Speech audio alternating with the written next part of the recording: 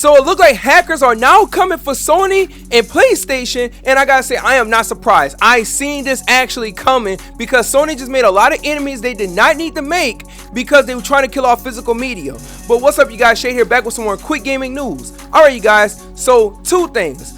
First, this right here was posted on Twitter by Rhino the Bouncer, and it says, Anonymous joins the fight against Sony plan to end of physical games on PlayStation. The well-known hacker organization joins the protest over the end of disc on PlayStation. And by the way, they got that protest going on to where people plan on doing a blackout in August, to where they just don't sign in on PlayStation, they turn their systems off, and they just don't play the game for a week. Which honestly, I don't really see that having an impact. But what I do see having an impact, if this hacker organization right here, because they got other hacker groups that already threaten Sony, if this hacker organization right here take down PlayStation Network, and if they take it down for a good while, they're gonna have a bigger impact than any blackout that anybody can do. The protest that people trying to have in August, this would be bigger than that, without a doubt. Sony made a whole bunch of enemies that they did not need to make by going ahead and trying to kill off physical media.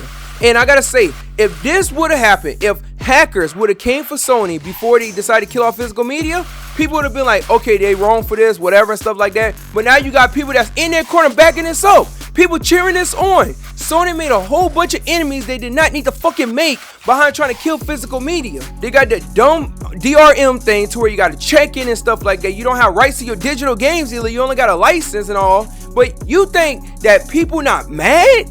You think people not angry? You gotta think about it. You got people every single day going on your posts saying negative things about y'all, no matter what y'all post, saying things about physical media and calling y'all out and stuff like that. You think the hackers and stuff like that are not paying attention to that?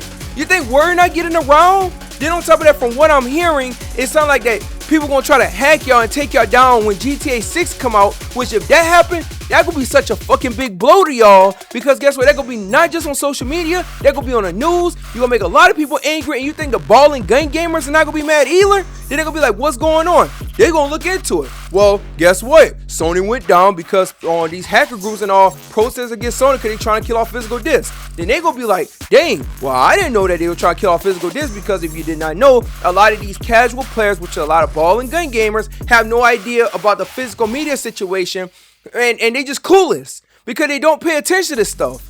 The people that make videos and all and talk about this on social media, guess what, that's one group in itself. But the casual audience, I guarantee you, take GTA away from them, you are going to feel the wrath behind your decision, and you're going to have to backtrack in some way, shape, or form. You're not going to be able to stay silent then, so you're going to have to talk, you're going to have to respond.